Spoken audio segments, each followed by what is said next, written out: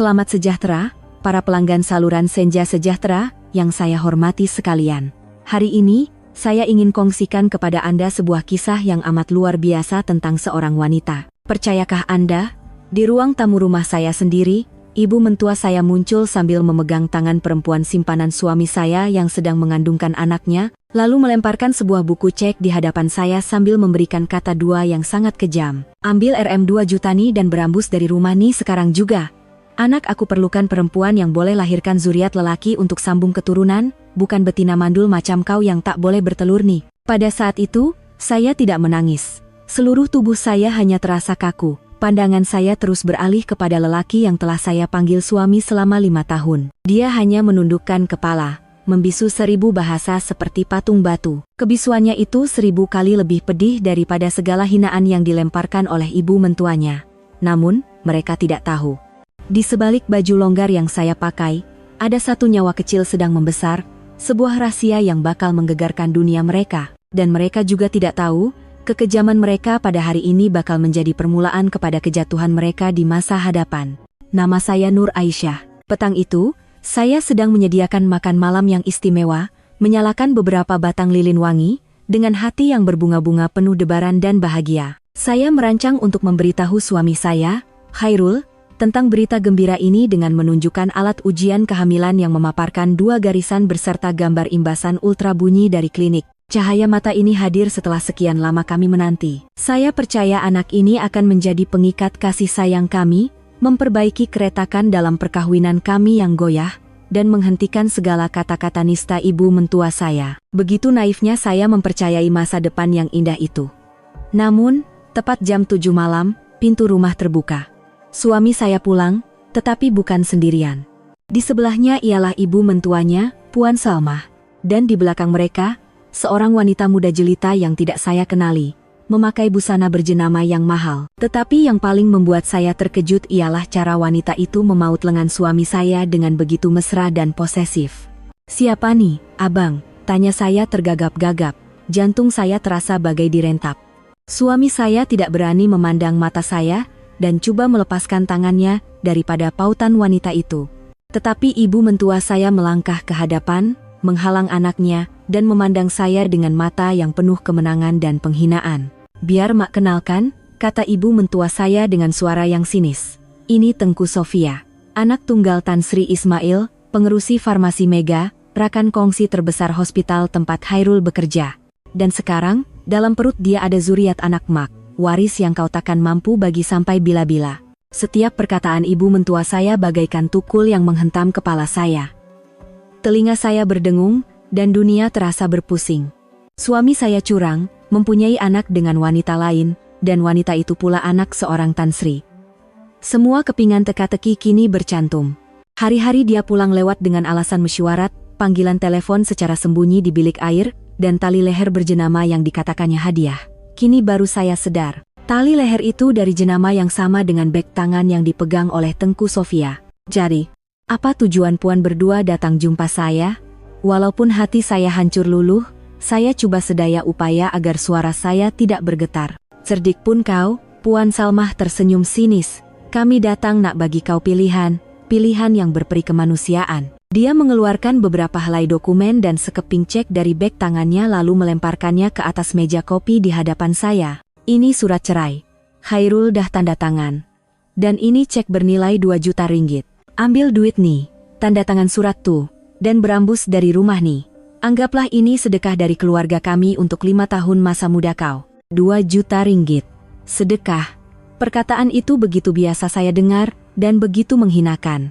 Saya memandang suami saya, mengharapkan penjelasan terakhir, perlindungan terakhir. Tetapi dia masih menunduk, membisu sambil menggenggam erat penumbuknya. Kebisuannya adalah jawabannya. Dia telah bersetuju dan menerima segalanya. Dia memilih kemewahan dan uang, lalu membuang saya dan 5 tahun perkawinan kami. Wanita bernama Tengku Sofia itu duduk di sofa sambil menyilangkan kakinya, memandang saya dengan angkuh. Dia mengusap perutnya perlahan dan menatap saya dengan pandangan seorang pemenang. "Cik Aisyah, cobalah faham sikit.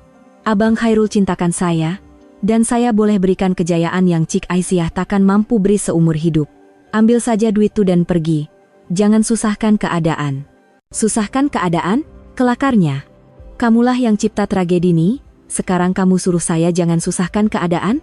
Tangan saya yang berada di atas riba tiba-tiba tergenggam erat. Perlahan-lahan, saya mengangkat tangan itu dan meletakkannya di atas perut saya. Di sini juga ada nyawa kecil yang sedang membesar hari demi hari. Anak saya dan dia, tetapi saya tahu, saya tidak boleh memberitahu mereka kebenaran ini. Jika saya beritahu sekarang, ia hanya akan dilihat sebagai usaha terdesak untuk menagih simpati, menggunakan anak untuk menambat lelaki yang bukan lagi milik saya. Anak saya tidak layak menjadi alat seperti itu. Anak saya layak mendapat kehidupan yang lebih baik di sisi seorang ibu yang kuat, bukan ibu yang merayu simpati. Satu ketenangan yang luar biasa dingin mula menguasai jiwa saya. Rasa sakit bertukar menjadi penghinaan, dan penghinaan itu memberikan saya kekuatan yang aneh. Saya bangun perlahan-lahan. Saya tidak lagi memandang mereka. Saya mengambil cek bernilai 2 juta ringgit di atas meja. Puan Salmah dan Tengku Sofia tersenyum puas. Mereka sangka saya telah menerimanya. Tetapi, di hadapan mata mereka yang terkejut, saya mengoyakkan cek itu sehingga hancur. Saya tak perlukan duit kamu, kata saya dengan jelas dan tegas. Cinta saya bukan sesuatu yang boleh dibeli dengan uang kotor macam ni. Saya mengambil pen dan menandatangani nama saya pada surat cerai itu. Saya akan pergi. Bukan sebab kamu halau, tapi sebab saya jijik untuk tinggal sebumbung dengan orang seperti kamu. Selesai berkata-kata, saya berpaling dan berjalan menuju ke bilik tidur. Saya tidak menoleh ke belakang walau sekali. Dari belakang, saya terdengar Puan Salmah menjerit, "Kau, berani kau. Jangan menyesal nanti sebab tak ambil duit tuh." Saya tidak menyesal. Saya hanya menyesal karena telah membazirkan 5 tahun usia muda saya untuk lelaki yang tidak layak. Saya mengemas beberapa helai pakaian dan barangan pribadi ke dalam sebuah beg pakaian kecil. Ketika saya menarik beg pakaian keluar dari pintu, saya melintasi mereka bertiga. Tanpa sebarang ucapan selamat tinggal atau pandangan, saya meninggalkan rumah itu. Melangkah ke dalam malam yang dingin, tanpa sadar tangan saya diletakkan di atas perut. Mereka pikir mereka telah menghalau seorang, tetapi sebenarnya, ada 2 orang. Dan mereka langsung tidak menyangka, domba yang naif yang baru saja mereka pijak ini, akan kembali sebagai serigala untuk menuntut semula segalanya. Bagaimanakah perjalanan saya sebagai seorang ibu tunggal? Dan apakah balasan yang akan saya berikan kepada mereka? Jika Anda ingin tahu kesudahannya, sila langgan, suka dan kongsi saluran Senja Sejahtera, dan ikuti kisah dramatik ini sehingga ke penghujungnya.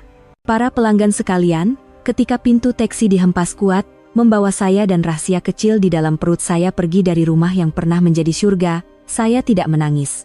Kejutan yang terlalu hebat seakan-akan telah mengeringkan air mata saya.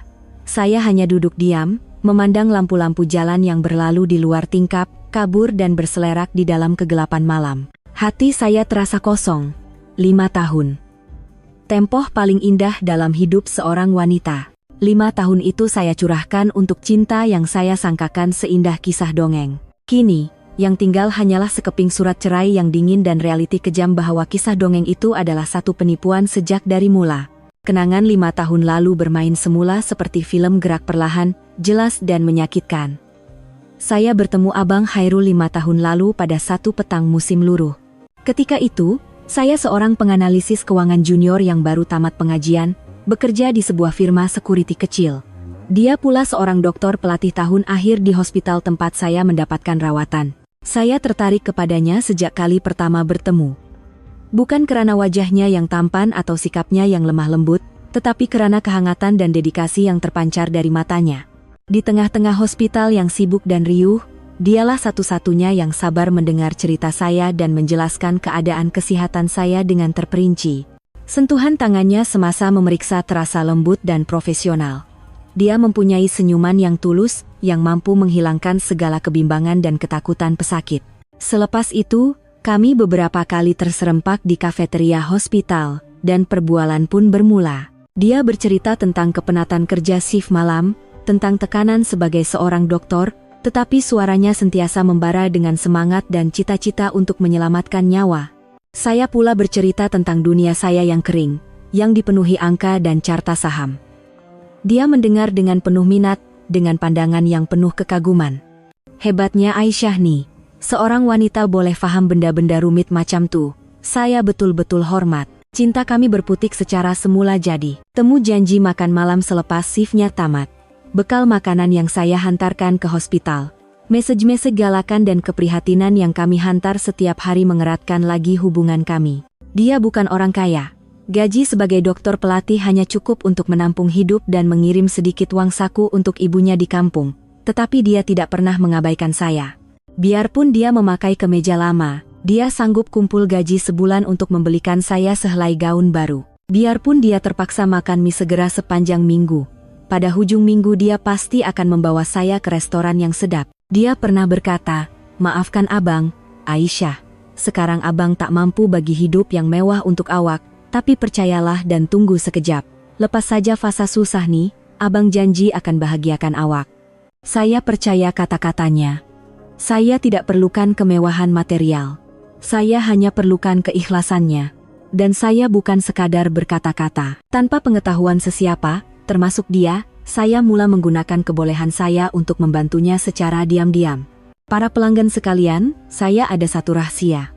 Pada zahirnya, saya hanyalah seorang pekerja pejabat biasa, tetapi sebenarnya, saya adalah seorang pelabur saham tanpa nama, atau apa yang orang panggil jerung dalam pasaran saham. Ini adalah bakat semula jadi yang saya temui sejak di university. Saya mempunyai gerak hati yang luar biasa terhadap angka, dan mampu menganalisis serta meramal pergerakan pasaran dengan ketepatan yang menakjubkan. Dengan sedikit uang pusaka peninggalan arwah ibu bapa, saya mula melabur secara senyap, dan uang itu telah berkembang menjadi jumlah yang mungkin tidak akan mampu disentuh oleh ramai orang seumur hidup mereka. Saya tidak menggunakan uang itu untuk berseronok.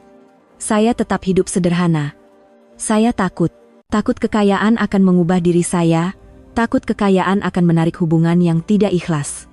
Saya hanya mahu mencari seorang lelaki yang mencintai saya sebagai Nur Aisyah yang biasa. Dan apabila saya bertemu Abang Khairul, saya sangka saya telah menemui orangnya. Saya menggunakan bakat dan aset rahasia saya untuk membina landasan untuknya. Dia memang berbakat, tetapi dalam persekitaran yang kompleks seperti hospital, bakat sahaja tidak cukup. Dia perlukan peluang dan jaringan. Melalui sebuah dana pelaburan di bawah nama lain, saya menderma sejumlah besar uang secara tanpa nama untuk membeli peralatan canggih bagi hospital itu. Sebagai balasan, saya hanya meletakkan satu syarat kecil. Berikan peluang kepada dokter muda yang berbakat seperti Dr. Khairul untuk menyertai pembedahan besar dan hantar mereka untuk latihan di luar negara. Dan peluang itu datang kepadanya. Dia terpilih untuk menyertai pasukan pembedahan jantung yang rumit, yang sebelum ini hanya dikendalikan oleh dokter pakar. Dia melakukannya dengan cemerlang, namanya mula dikenali. Kemudian, dia dihantar untuk latihan jangka pendek ke Singapura untuk mempelajari teknologi perubatan terkini. Apabila dia kembali, dia bagaikan harimau yang mendapat sayap. Dia berjaya melakukan satu demi satu pembedahan sukar, menyelamatkan banyak nyawa. Dia naik pangkat dengan pantas dari seorang dokter pelatih biasa menjadi salah seorang pakar bedah termuda, dan paling cekap di hospital. Dia sangat gembira. Dia memeluk saya dan berkata semuanya adalah berkat Tuah, dan juga karena saya yang sentiasa berada di sisinya memberi semangat. Dia langsung tidak tahu bahwa Dewi Tuah itu sebenarnya adalah wanita yang berada dalam pelukannya. Saya tidak memberitahu kebenaran. Saya tidak mahu dia rasa rendah diri. Saya hanya mahu melihat kejayaan dan kebahagiaannya dari belakang secara senyap. Begitu naifnya saya percaya pengorbanan senyap saya ini akan dibalas dengan cinta abadi. Selama 5 tahun, saya memberikan segala-galanya untuk memupuk cinta itu dan kejayaannya. Sayalah yang membentangkan permaidani merah untuknya. Tetapi saya tidak pernah terfikir, apabila dia berjalan di atas permaidani itu, orang di sebelahnya bukan lagi saya. Setelah kedudukan Abang Khairul di hospital menjadi stabil, kami membuat keputusan untuk berkahwin, keputusan yang sudah lama saya nantikan. Tetapi dari situlah keretakan pertama dalam kisah cinta kami bermula. Dan orang yang mencipta keretakan itu tidak lain dan tidak bukan, ialah ibunya, Puan Salmah. Kali pertama Khairul membawa saya pulang untuk diperkenalkan, dia menyambut saya dengan mesra pada zahirnya. Tetapi di sebalik senyuman itu, saya dapat merasakan pandangan matanya yang dingin, penuh perhitungan dan siasatan. Dia tidak bertanya tentang pribadi atau kerja saya, sebaliknya hanya soalan-soalan seperti, ibu bapak kerja apa? Adik-beradik berapa orang? Gaji sebulan berapa? Apabila dia tahu kedua-dua ibu bapa saya telah meninggal dunia dan saya dari keluarga biasa, senyuman di bibirnya sedikit pudar. Sejak itu, Dia mulai campur tangan secara terang-terangan dalam hubungan kami. Dia sering menelepon Khairul dan secara halus mengatakan saya tidak sepadan dengannya. Khairul, kau tuh sekarang dah jadi dokter ternama. Istri bukan setakat orang yang kau sayang, tapi orang yang boleh bantu kejayaan kau. Aisyah tuh baik, tapi latar belakang keluarga macam tuh nanti akan jadi beban untuk kau. Apa kata kau coba kenal dengan anak pengarah hospital besar tuh? Cantik, keluarga pun berada, kalau kau kawin dengan dia, masa depan kau lebih terjamin. Pada mulanya, Abang Khairul masih menyebelahi saya. Dia membantah ibunya. Mak, jangan cakap macam tuh. Rul sayang Aisyah seadanya. Rul tak perlukan benda lain. Rul tak perlukan bantuan sesiapa. Rul boleh berjaya dengan kebolehan Rul sendiri. Saya sangat terharu mendengar kata-katanya. Saya percaya cinta kami cukup kuat untuk mengatasi segala prasangka, tetapi kemudian, muncul seorang lagi watak yang mengubah segalanya. Tengku Sofia. Dia adalah anak tunggal pengerusi farmasi Mega, Tan Sri Ismail, rakan kongsi strategik dan penaja terbesar hospital tempat Khairul bekerja. Sofia cantik, bijak, dan sangat angkuh. Dia terbiasa mendapatkan apa sahaja yang dia mahu, dan kali ini, yang dia mahukan ialah Khairul. Dia tidak peduli Khairul sudah mempunyai kekasih dan mula mengejarnya secara terbuka. Dia menggunakan cara-cara yang tidak mungkin saya, sebagai wanita biasa, dapat tandingi. Dia menghujaninya dengan hadiah-hadiah mewah berjenama dan menggunakan pengaruh ayahnya untuk mencipta peluang-peluang yang tidak dapat ditolak oleh Khairul. Dia sering mengajak Khairul keluar ke restoran mewah atau klub eksklusif atas alasan kerja. Dia menunjukkan kepada Khairul dunia yang lain, dunia kuasa dan kemewahan yang tidak pernah dialaminya. Dan yang paling penting, dia berjaya membaca cita-cita ibu Khairul dengan tepat. Puan Salmah, apabila mengetahui Sofia adalah anak seorang Tan Sri, menjadi sangat gembira seolah-olah baru menemui lombong emas. Dia melihat Sofia sebagai menantu idaman, kunci utama yang akan membuka pintu masa depan gemilang untuk anaknya. Dia mula menjodohkan mereka secara terang-terangan. Dia sering menjemput Sofia ke rumah untuk makan malam dan melayannya lebih mesra daripada anak sendiri. Sebaliknya, layanan terhadap saya menjadi semakin dingin dan keras. Setiap kali saya ada, dia sengaja akan membuka cerita tentang Sofia, memuji-mujinya, sambil menyindir saya. Memang lain anak orang beradani. Cantik, bijak, keluarga pun hebat. Kalau Khairul kawin dengan dia, dengan satu panggilan telepon dari bapak mentua saja dah boleh buka klinik swasta sendiri. Tak payah kerja bawah orang lagi macam sekarang nih. Kata-kata itu bagaikan racun yang perlahan-lahan meresap ke dalam hati Abang Khairul. Berasal dari keluarga miskin dan telah berusaha keras untuk sampai ke tahap ini, bagaimana mungkin dia tidak goyah dengan gambaran masa depan yang begitu menggiurkan? Dia mula berubah. Dia tidak lagi menolak ajakan Sofia. Waktu pulangnya semakin lewat dan badannya berbau minyak wangi yang asing. Dia mula berbohong kepada saya. Panggilan kami semakin jarang dan mesesnya menjadi ringkas. Cinta kami tidak mati secara tiba-tiba. Ia mati perlahan-lahan dalam kebisuan, kedinginan, dan penipuan. Saya perasan semua itu. Hati saya bagai dihiris sembilu, tetapi saya tidak membuat bising atau menyoal siasat. Saya hanya menyimpan harapan secara senyap. Berharap ini hanyalah angin yang lalu. Berharap akhirnya dia akan sadar siapa yang benar-benar mencintainya dan kembali ke sisi saya. Begitu naifnya saya mempercayai cinta 5 tahun kami, dan janji-janji yang pernah diucapkannya. Tetapi saya tidak tahu, apabila hati seorang lelaki telah berubah, dan cita-cita telah mengatasi cinta, segala harapan menjadi sia-sia. Keretakan itu semakin membesar, dan hari kehancuran perkawinan kami semakin hampir. Para pelanggan sekalian, mungkin tiada kesakitan yang lebih perit daripada dikhianati oleh orang yang kita cintai. Ia tidak seperti luka fisikal yang akan sembuh dengan masa. Ia seperti racun yang meresap perlahan ke dalam setiap sel tubuh, menghakis segala kepercayaan dan harapan.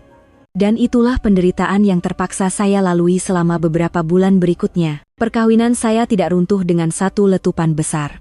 Ia mati perlahan-lahan dalam kedinginan, penipuan, dan pengkhianatan. Khairul, lelaki yang pernah saya anggap sebagai seluruh dunia saya, kini telah menjadi orang yang sama sekali berbeza. Dia bukan lagi dokter yang hangat dan ikhlas seperti dahulu. Dia telah hanyut sepenuhnya dalam pusaran kemewahan dan hubungan kelas atasan yang ditunjukkan oleh Tengku Sofia. Waktu pulangnya semakin lewat. Alasan yang diberikannya semakin janggal dan sukar dipercayai. Mesyuarat mengejut, pembedahan kecemasan, makan malam dengan rakan kongsi penting. Tetapi saya tahu, di sebalik alasan-alasan itu, Ada temu janji romantik dengan Sofia. Saya secara tidak sengaja melihat gambar-gambar mereka yang dimuat naik oleh rakan-rakan Sofia di media sosial. Mereka makan bersama di restoran mewah, menghadiri majelis-majelis gah bersama. Dia memandang Sofia dengan pandangan yang sudah lama tidak ditunjukkannya kepada saya, pandangan yang penuh kekaguman dan keinginan. Setiap kali melihat gambar-gambar itu, jantung saya bagai dicucuk beribu jarum. Tetapi saya tidak membuat bising. Saya tidak menyerang atau mendedahkan hubungan mereka. Saya hanya membisu, mungkin dia terpaksa, ini hanya hubungan sosial untuk kerja, saya menipu diri sendiri, mencari alasan untuk membelanya. Saya coba sedaya upaya untuk mempertahankan hubungan kami, berharap masih ada sisa-sisa perasaan dari 5 tahun perkenalan kami. Saya coba menjadi istri yang lebih sempurna. Belajar memasak lauk yang lebih lazat, mengemas rumah dengan lebih bersih, dan sentiasa berdandan cantik setiap kali dia pulang. Saya berharap kelembutan dan kesabaran saya dapat membawanya kembali, tetapi saya silap. Kebisuan saya tidak menyedarkannya, malah membuatnya lebih berani. Dia menganggap kesabaran saya sebagai kebodohan, dan kebisuan saya sebagai persetujuan. Dia tidak lagi berselindung. Ada hari dia pulang lewat tengah malam, badannya berbau minyak wangi wanita yang asing dan mahal, bukan bau lembut yang biasa saya pakai. Malah ada kesan gincu pada kolar kemejanya. Apabila saya bertanya, dia tidak lagi coba memberi alasan. Dia hanya menepis tangan saya dan berkata dengan suara yang letih dan dingin, "Sudahlah, jangan tanya lagi. Saya penat." Ibu mentua saya, Puan Salma, sangat gembira. Dia menganggap penderitaan saya sebagai kemenangannya. Dia tidak henti-henti menabur garam di luka saya. Setiap kali Sofia datang ke rumah, dia sengaja memanggil saya keluar untuk menghidangkan teh dan memotong buah untuk tetamu istimewanya itu. Dia mahu saya melihat sendiri kemesraan antara anak lelakinya dan kekasihnya. Dia mahu saya rasa terhina dan sakit hati sehingga saya berundur dengan sendirinya. Aisyah ni memang baik dan patuh. Nanti kalau Sofia jadi menantu Mak, dia boleh tolong jaga dan layan kau. Kau tak payah susah-susah buat kerja rumah, katanya kepada Sofia, tetapi matanya tajam memandang saya. Dia menganggap saya sebagai pembantu rumah percuma untuk bakal menantunya. Kekejaman ibu mentua, kelemahan suami, dan keangkuhan perempuan simpanannya. Semua ini menjadi belenggu yang menjerut hidup saya, mencekik sisa-sisa harapan terakhir dalam diri saya. Saya hidup bagaikan di neraka pada hari-hari itu. Badan saya menjadi kurus kering, wajah pucat, dan senyuman hilang sepenuhnya dari bibir saya. Saya pernah terfikir untuk bercerai, untuk melepaskan semua ini dan membebaskan diri saya, tetapi saya tidak sanggup. Bagaimana mungkin cinta selama 5 tahun dapat dilupakan begitu sahaja? Saya masih mencintainya, dan saya masih mengharapkan keajaiban. Dan keajaiban itu benar-benar datang. Tetapi pada saat yang paling ironik, ketika perkawinan saya sedang tenggelam dalam kegelapan, ketika saya berada di ambang putus asa, secebis cahaya tiba-tiba muncul, saya mendapat tahu saya hamil. Perasaan saya apabila pertama kali melihat 2 garisan jelas pada alat ujian kehamilan itu benar-benar seperti keajaiban. Segala kesakitan dan kemarahan dalam diri saya hilang, digantikan dengan kebahagiaan yang tidak terhingga dan rasa terharu yang meluap-luap. Saya akan menjadi seorang ibu. Saya akan mempunyai anak, hasil cinta kami. Saya menangis sendirian di bilik air sambil memegang alat ujian itu. Tetapi kali ini, bukan air mata kesakitan. Ia adalah air mata kebahagiaan. Anak ini bukan sekadar nyawa kecil, ia adalah satu-satunya harapan saya. Pada masa itu, saya begitu naif mempercayai bahwa kehadiran anak ini akan menjadi keajaiban yang dapat menyelamatkan perkawinan kami yang di hujung tanduk. Saya pikir, apabila Khairul tahu dia akan menjadi seorang ayah, dia pasti akan berubah. Dia akan sadar di mana letaknya keluarga sebenarnya, kembali ke sisi saya, dan kita akan membina keluarga bahagia bersama-sama. Harapan itu memberikan saya kekuatan yang aneh. Saya tidak lagi murung atau menderita. Saya mula menjaga diri dengan lebih baik. Makan makanan berkhasiat, membaca buku-buku tentang keibubapaan. Saya mahu menyediakan yang terbaik untuk menyambut malaikat kecil saya. Saya merancang sesuatu. Saya tidak mahu memberitahunya berita ini dengan cara biasa. Saya mahu memberikannya kejutan besar, kejutan yang mampu menggoncang hatinya yang telah dingin. Saya merancang untuk melaksanakan rancangan itu pada hari ulang tahun perkawinan kami yang kelima. Saya mengambil cuti sehari dan menghabiskan sepanjang petang menghias rumah. Saya membeli bunga ros kegemarannya, menyalakan lilin-lilin wangi yang romantik. Saya masuk ke dapur dan memasak semua hidangan yang pernah dipujinya paling sedap semasa kami mula-mula bercinta.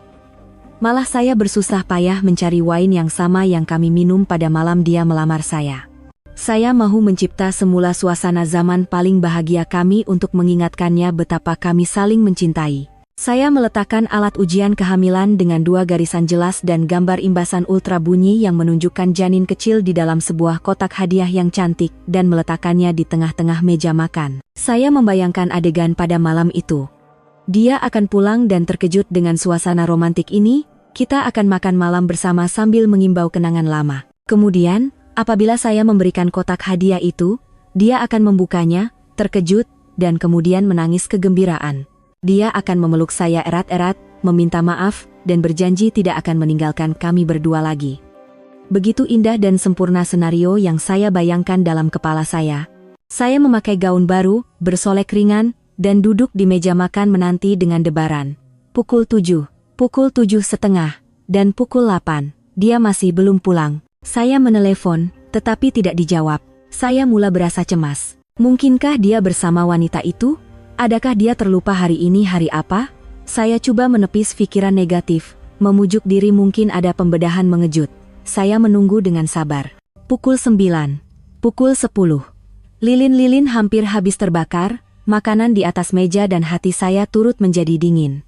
Hampir pukul 11 malam barulah saya terdengar bunyi keretanya di bawah. Sedikit harapan kembali berputik di hati saya. Saya bergegas ke pintu, tetapi harapan itu dipijak dengan kejam. Pintu terbuka, dia pulang, tetapi bukan sendirian. Di sebelahnya ialah ibu mentua saya, Puan Salmah, dan di belakang mereka, Tengku Sofia dengan senyuman yang provokatif. Mereka bukan datang untuk menyambut ulang tahun perkawinan saya. Mereka datang untuk memberikan kata dua.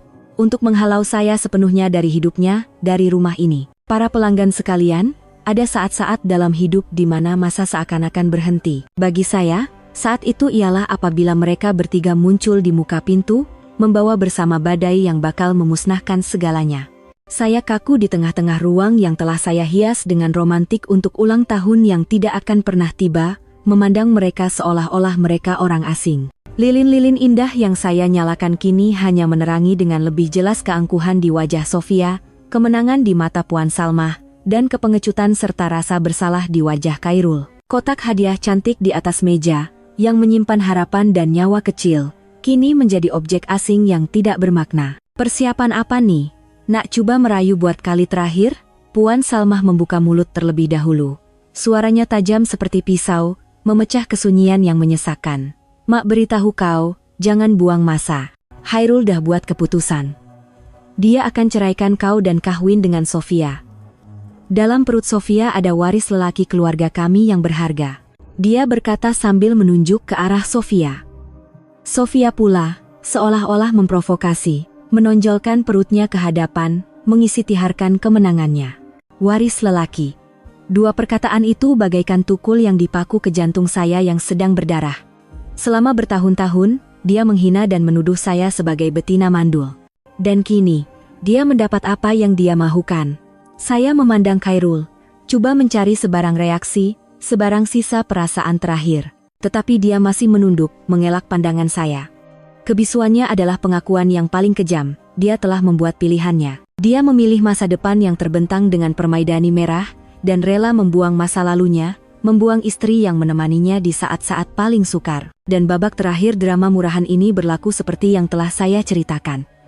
Puan Salmah melemparkan cek dan surat cerai kepada saya, Sofia melontarkan kata-kata hinaan yang angkuh. Dan Khairul hanya berdiri, bersetuju secara pasif. Saya berdiri mendengar setiap perkataan mereka.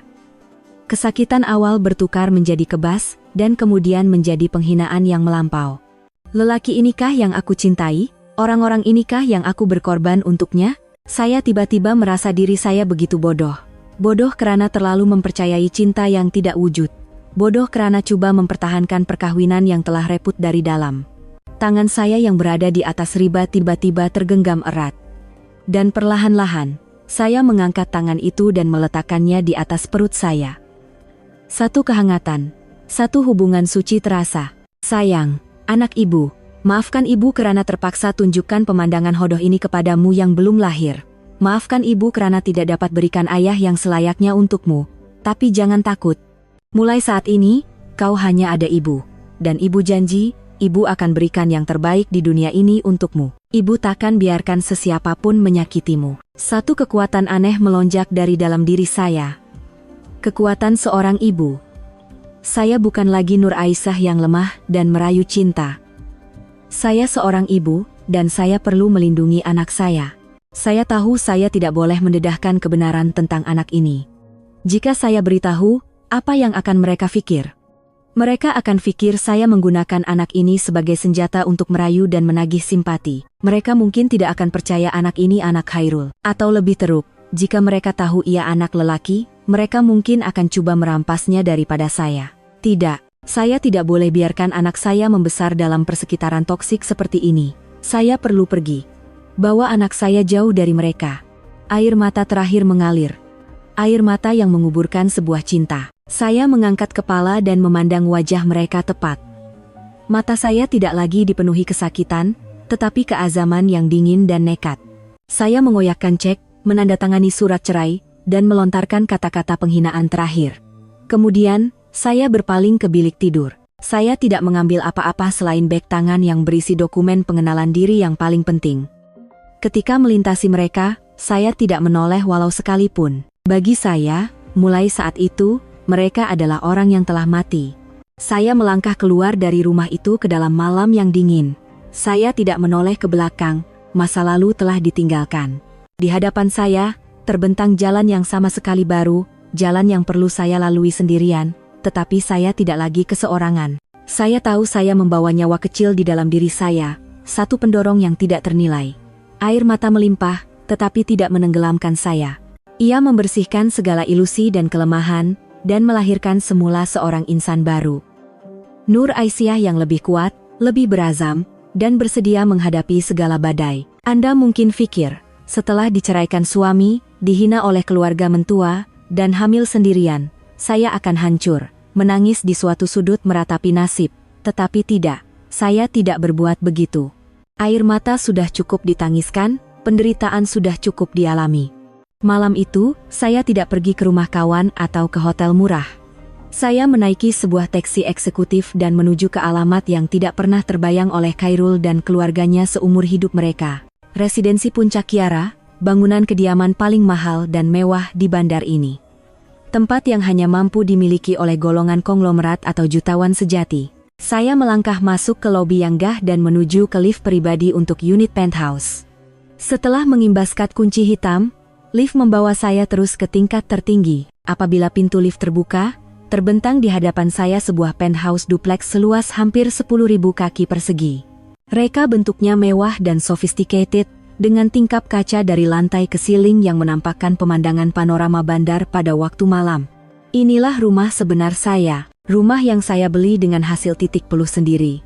Tetapi tidak pernah saya diami karena pemikiran naif untuk membina sarang dari bawah bersama suami. Para pelanggan sekalian, kini tiba masanya untuk saya mendedahkan rahasia terbesar hidup saya. Saya bukan seorang penganalisis keuangan biasa dengan gaji yang tidak seberapa. Itu hanyalah topeng, lakonan yang saya cipta sendiri. Sebenarnya, saya adalah seorang pelabur saham profesional, seorang jerung tersembunyi dalam pasaran keuangan. Bakat semula jadi dalam analisis dan ramalan, berserta sedikit harta pusaka peninggalan arwah ibu bapa, telah membantu saya mengumpul kekayaan yang besar secara senyap sejak di bangku university. Walaupun saya tidak memiliki kumpulan syarikat gergasi, aset di tangan saya mungkin lebih besar daripada gabungan syarikat farmasi keluarga Tengku Sofia. Tetapi saya sentiasa menyembunyikan hakikat itu. Saya memilih untuk hidup sederhana, malah sedikit berjimat. Karena saya takut. Takut uang akan mengubah saya. Takut uang hanya akan menarik orang-orang hipokrit dan tamak kepada saya. Saya sentiasa mendambakan cinta sejati. Lelaki yang akan bersama saya karena diri saya, bukan karena harta saya. Dan saya sangka Khairul adalah orangnya. Saya rela melepaskan segalanya dan hidup di sebalik topeng biasa, hanya untuk berada di sisinya. Tetapi saya silap, itu adalah kesilapan terbesar dalam hidup saya. Malam itu berdiri di tengah-tengah penthouse yang gah, saya tidak lagi merasa sakit, hanya ironi yang pahit. Saya memilih untuk menjadi Cinderella, meninggalkan istana saya, tetapi akhirnya dibuang dengan kejam oleh putra yang saya pilih. Tidak mengapa. Cinderella kini telah kembali ke istananya, dan kali ini dia tidak lagi naif. Dia akan menjadi permaisuri. Perkara pertama yang saya lakukan bukanlah menangis. Saya menelepon pembantu pribadi saya, Encik Rahman, seorang pakar keuangan terkemuka yang telah saya upah sejak bertahun-tahun lalu. "Hello, Encik Rahman. Tolong aktifkan plan B." Suara saya dingin dan tegas. Tarik balik serta-merta semua pelaburan dan sokongan tidak langsung yang telah kita berikan kepada Pusat Perubatan Kuala Lumpur dan secara pribadi kepada Dr. Khairul selama 3 tahun ini. Kedua, saya menelepon sebuah syarikat perkhidmatan konsierge mewah. Saya meminta mereka membentuk satu pasukan terbaik untuk saya, pakar sakit puan terbaik, pakar pemakanan pribadi, jurulatih yoga pranatal, dan pembantu rumah profesional. Saya memberitahu mereka, saya tidak mahu apa-apa selain 2 perkataan, yang terbaik, kos bukan masalah. Dan yang terakhir, saya berdiri di hadapan sebuah cermin besar, melihat bayangan diri saya. Saya bukan lagi Nur Aisyah yang sederhana dan biasa. Saya akan kembali menjadi diri saya yang sebenar. Wanita yang berdikari, kuat, dan berkuasa. Saya meletakkan tangan di perut yang menempatkan nyawa kecil saya. "Sayang, mulai sekarang, ibu dan kamu akan memulakan hidup baru. Kehidupan yang tiada siapa boleh pandang rendah atau bully. Ibu akan berikan yang terbaik di dunia ini untukmu." Keesokan harinya, seorang Nur Aisyah yang baru telah lahir. Saya tidak lagi hancur atau menderita. Saya memulakan regimen penjagaan pranatal yang paling ketat dan saintifik.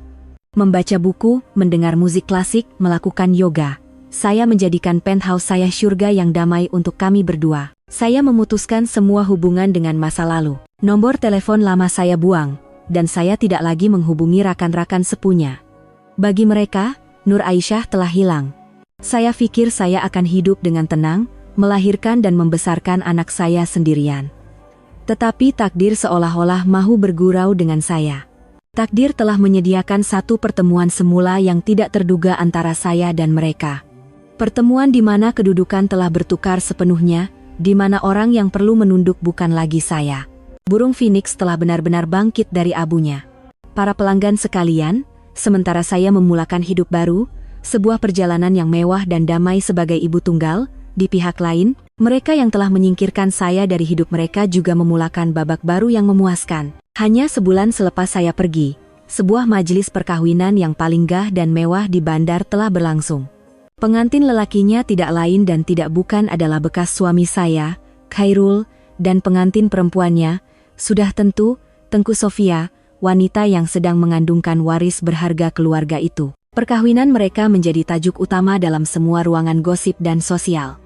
Orang ramai mengagumi kemewahannya, gaun pengantin berharga jutaan ringgit, dan barisan kereta mewah yang berderet berkilometer panjang. Orang ramai memuji kisah cinta dongeng antara seorang dokter berbakat dan seorang gadis dari keluarga ternama. Mereka melukiskan sebuah kisah dongeng modern, kisah dongeng di mana tiada tempat untuk bekas istri yang miskin dan hina seperti saya. Saya melihat gambar-gambar itu dari skrin komputer di penthouse mewah saya.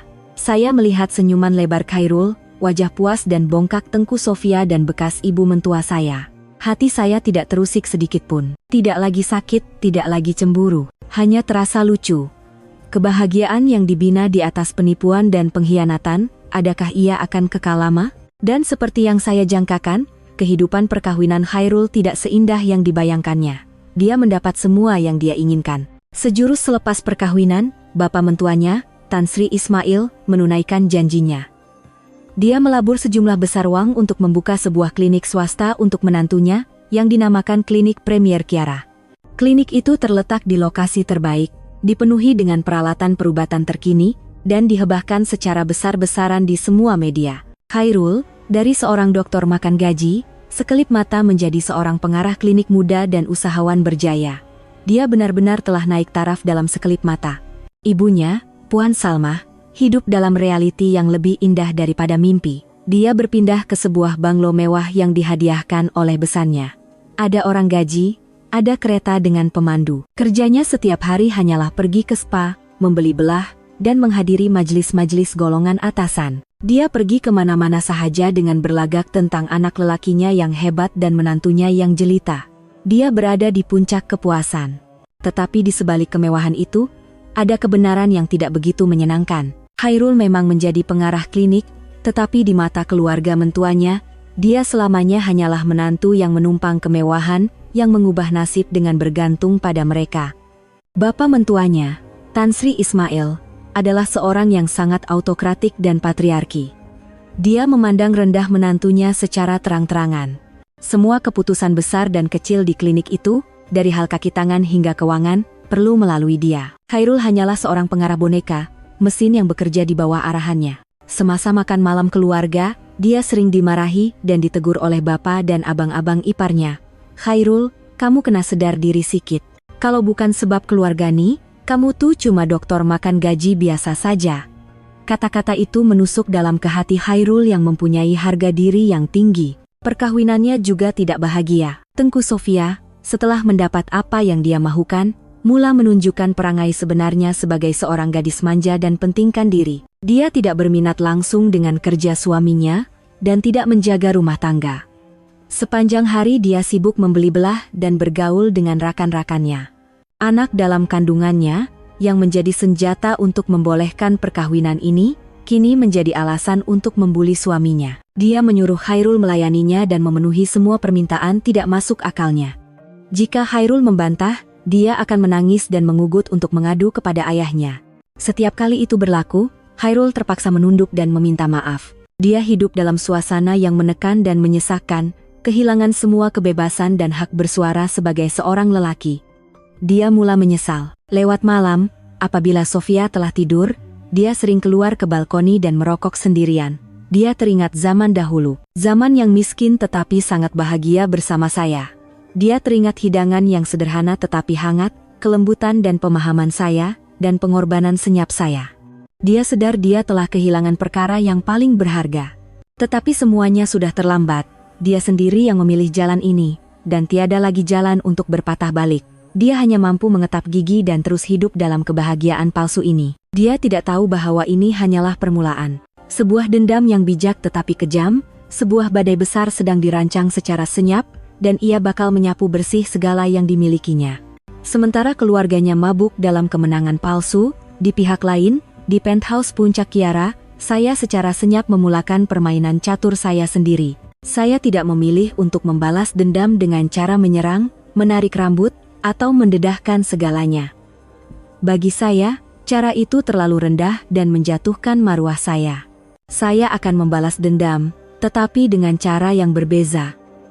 Cara yang lebih bijak, lebih tajam, dan lebih kejam.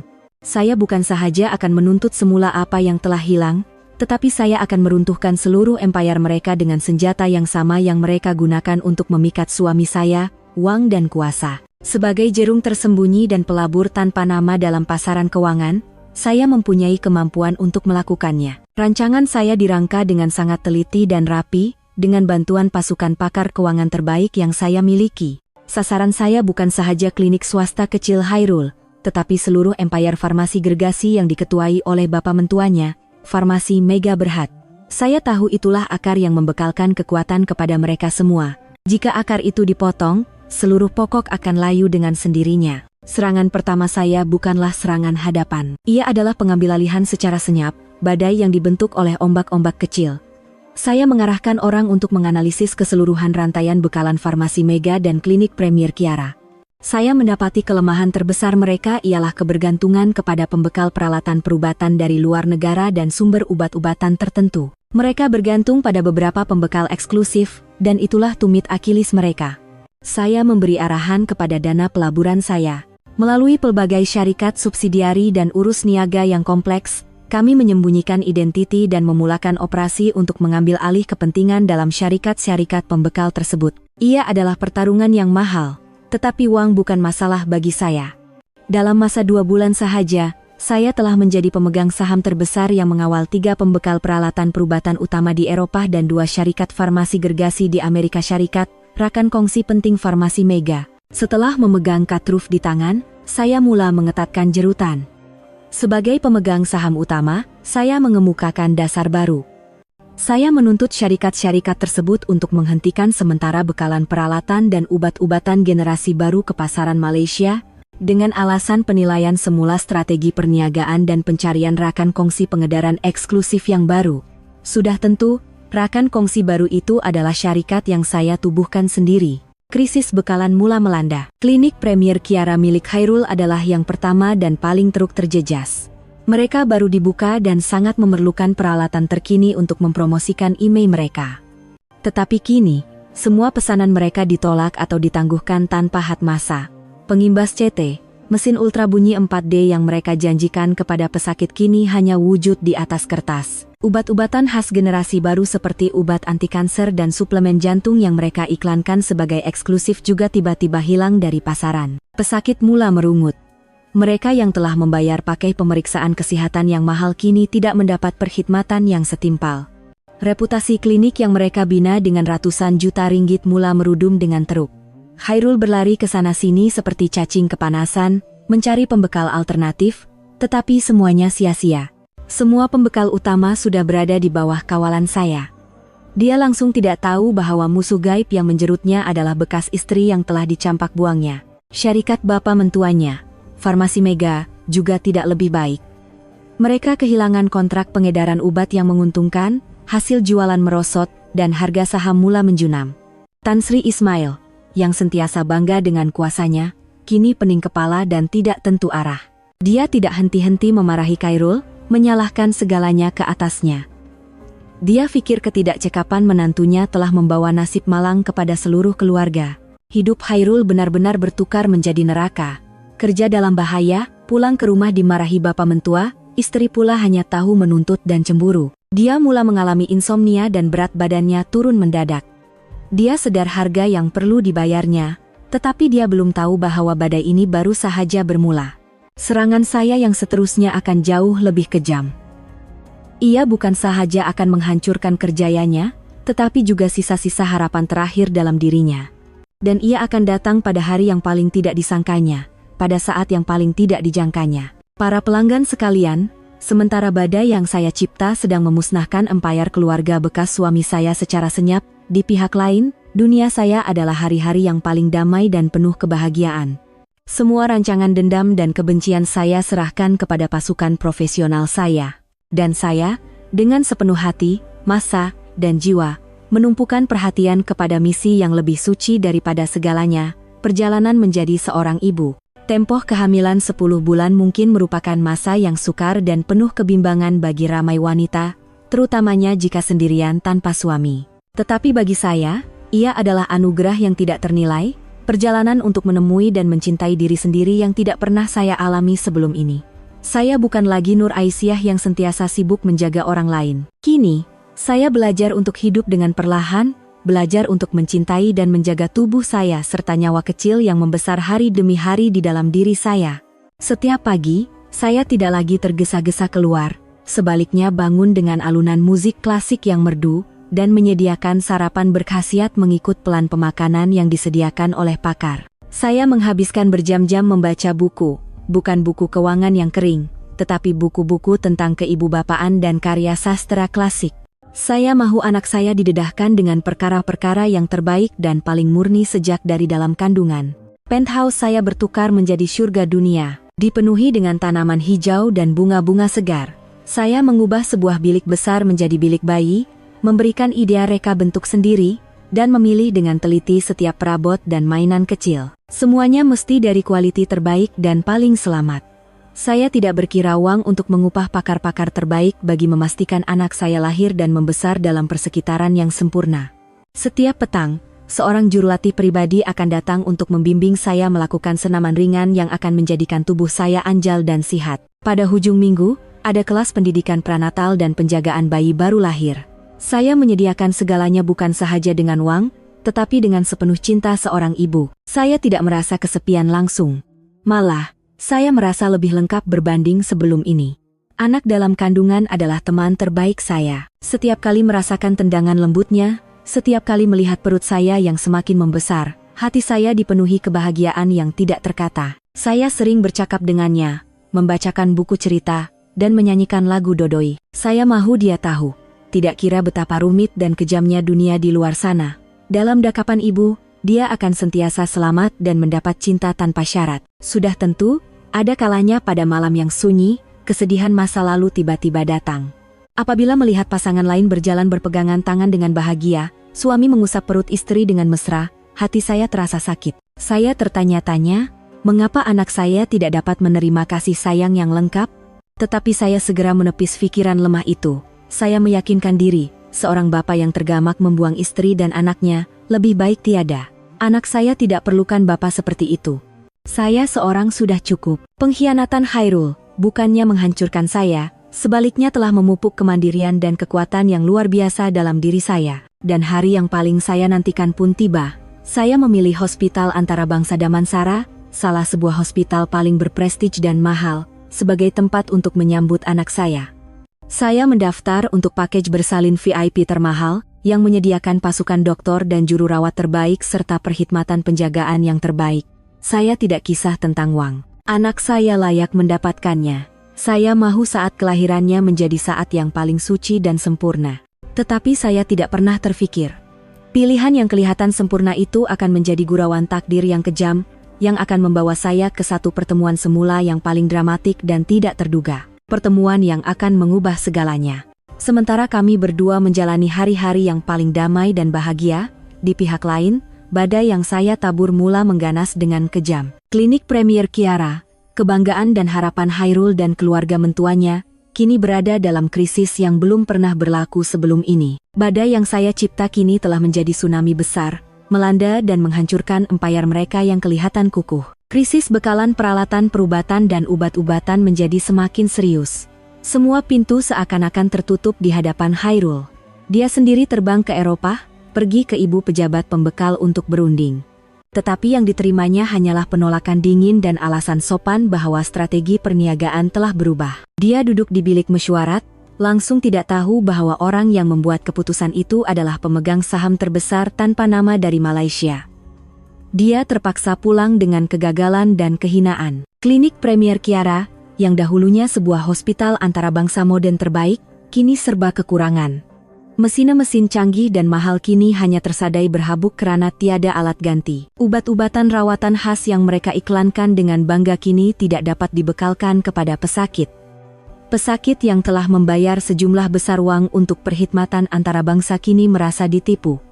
Mereka mula merungut, membantah, dan datang ke klinik untuk membuat bising. Pulangkan duit kami. Penipu. Hospital antarabangsa lebih teruk daripada klinik biasa. Jeritan dan spanduk setiap hari menjadikan klinik yang mewah itu huru-hara. Reputasi klinik merudum dengan teruk. Dokter-dokter hebat yang dijemput oleh Khairul dengan gaji tinggi mula meletak jawatan satu persatu.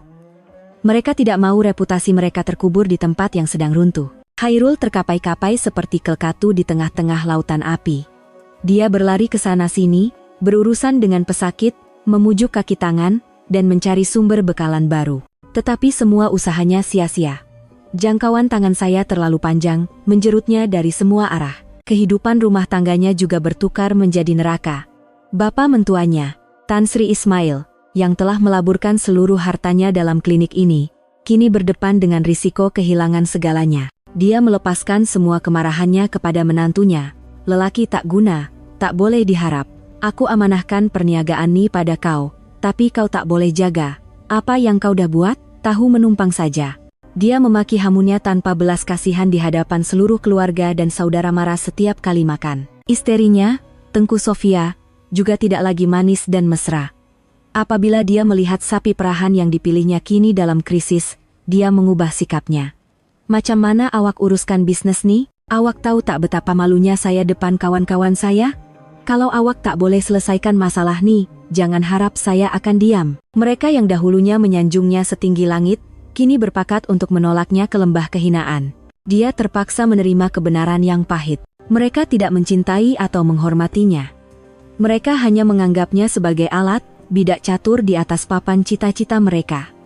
Apabila dia berguna, mereka menghargai dan menjaganya. Apabila dia hilang kuasa, mereka bersedia untuk membuangnya tanpa teragak-agak. Dan perkara yang paling kejam pun berlaku. Syarikat bapa mentuanya, Farmasi Mega, mula goyah akibat krisis bekalan dan serangan keuangan lain dari dana pelaburan saya. Harga saham jatuh tanpa henti. Untuk menyelamatkan diri, Tan Sri Ismail membuat keputusan yang kejam. Dia mengisytiharkan klinik Premier Kiara Muflis untuk memotong kanser yang merugikan itu dan untuk mengelak daripada bertanggung jawab ke atas menantunya yang tidak cekap. Khairul kehilangan segalanya. Dalam masa beberapa bulan sahaja, dari seorang pengarah klinik muda dan ikon kejayaan, dia menjadi seorang yang gagal dan papa kedana. Dia dihalau dari klinik yang dibanggakannya. Dia terpaksa keluar dari banglo mewah dan pulang tinggal bersama ibunya di sebuah rumah yang lebih kecil. Tengku Sofia, setelah bergaduh besar, meninggalkannya. Anak yang dikandungnya bukan lagi waris berharga, tetapi telah menjadi beban. Khairul benar-benar merasai bagaimana rasanya jatuh dari surga ke neraka. Dia sadar harga yang perlu dibayarnya. Dia mendapat kemewahan dan uang, tetapi ia hanya sementara.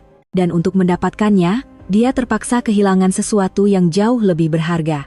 Cinta sejati, istri yang sedia berkorban segalanya untuknya, dan anak yang dia sendiri tidak tahu kewujudannya. Dalam hari-hari paling gelap dan putus asa dalam hidupnya, bayangan saya kembali menghantui pikirannya. Dia tertanya-tanya di mana saya berada, bagaimana kehidupan saya.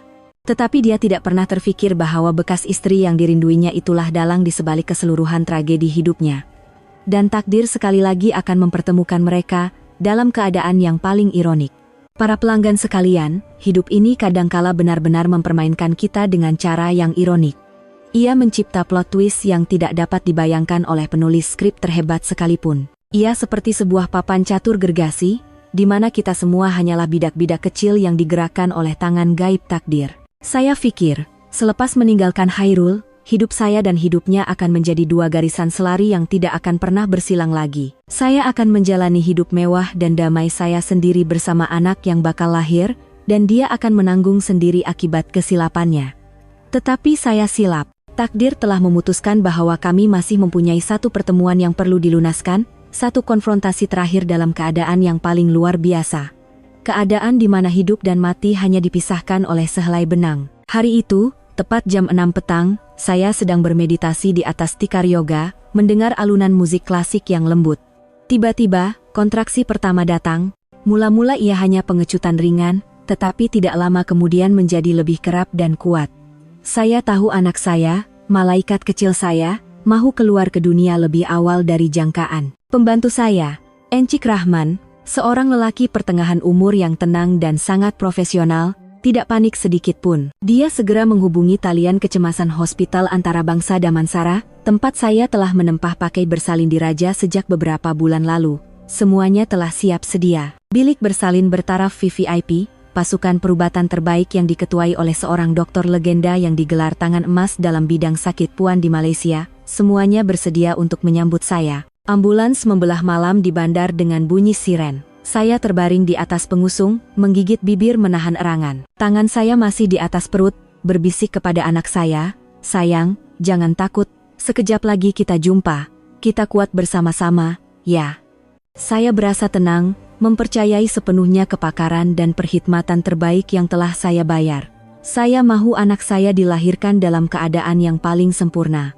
Tetapi benarlah, rancangan manusia tidak dapat mengatasi kehendak Tuhan. Doktor yang sepatutnya menyambut kelahiran anak saya terlibat dalam kemalangan jalan raya di Simpang 4 dalam perjalanan ke hospital dan tidak dapat menyambut kelahiran saya dengan segera. Keadaan menjadi sangat cemas. Pengarah hospital yang menyambut saya secara pribadi segera menenangkan saya. "Puan jangan risau, kami ada pelan sandaran. Walaupun profesor tidak dapat datang, kami akan tugaskan dokter lain. Beliau adalah pakar bedah dan sakit puan terbaik yang baru kami rekrut. Beliau telah berlatih di Jerman selama bertahun-tahun, sangat berpengalaman dan telah mengendalikan banyak kes kelahiran yang lebih rumit dari ini.